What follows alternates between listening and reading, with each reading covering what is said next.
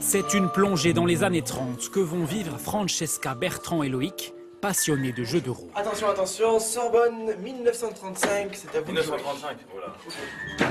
Les voici enfermés dans une reconstitution d'un bureau de la Sorbonne.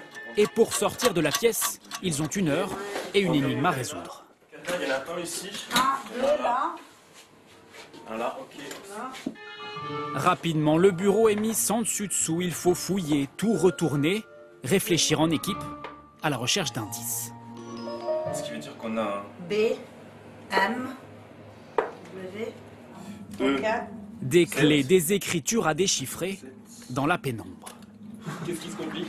Bah, il faut faire une équation, il faut retourner à l'école élémentaire. Exactement. DE. DE égale D fois E.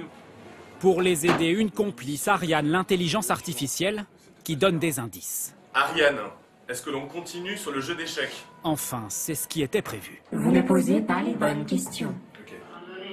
Ariane, là, ou plutôt le voici. À travers son écran, Anthony Holmes surveille et guide les joueurs. Pour l'instant, ils sont pas mal. Là, ils sont en train de plancher sur une énigme. Ça leur pose des problèmes, là. Ça fait pas beaucoup de temps et j'ai peur que ce soit la cause de leur échec. Ces Cluedo grandeur nature séduisent de plus en plus de joueurs de tous âges et le phénomène est mondial.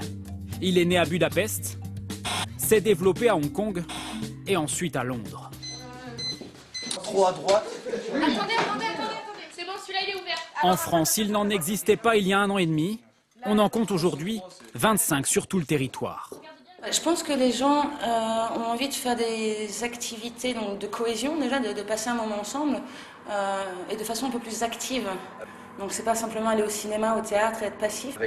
Et pour concevoir ces énigmes et ces décors, c'est au minimum 6 mois de travail. Ce groupe de trentenaires élabore actuellement une prochaine salle futuriste où les décors réels seront mêlés au virtuel.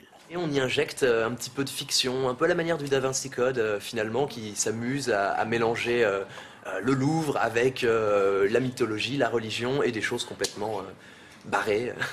Suffisamment barré pour dérouter notre équipe. Il vous reste combien de temps là? 10 minutes. Et vous le sentez comment? Mal. Mal. La sphère requiert des esprits plus vifs. Si près du but. On a perdu. C'est terminé par ici. Il n'aura manqué que quelques minutes au trio pour remporter l'épreuve. J'ai adoré ça. Ouais, c'est prenant, on va pas leur passer du tout. Et les décors sont vraiment bien. Ouais, on passe Ça un change. bon moment entre copains. Ouais. Ouais, exactement. Bon, ça dépend, des fois on s'engueule, mais... Et que les 3 amis se rassurent, seule la moitié des équipes réussit à sortir dans les temps.